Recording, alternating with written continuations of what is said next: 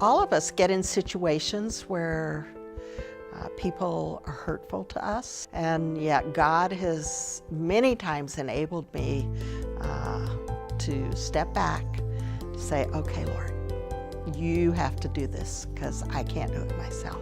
And one of the most memorable events in my early years was when a group of men who were leaders in the campus ministry decided that they should be in charge of the ministry instead of Bill Bright.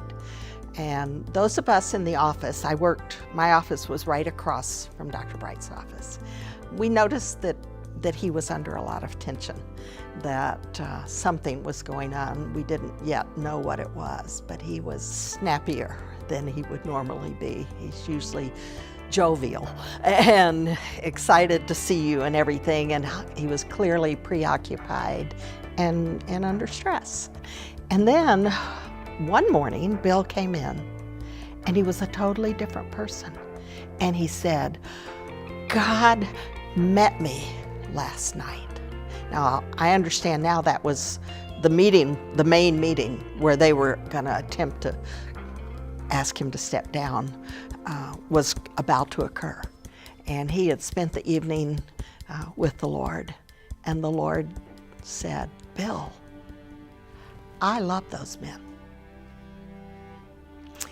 and I would like to keep loving them through you. And so Bill's like, do you know what they're doing to me? And God says, yeah, I know. He says, but I love them, and you can too.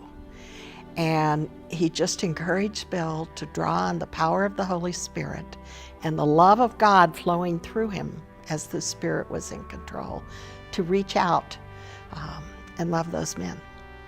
And he did. And he was just so peaceful.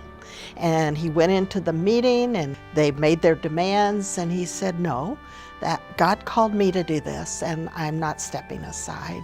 He came out, and he still was peaceful, even though some of his closest, most trusted people had come against him.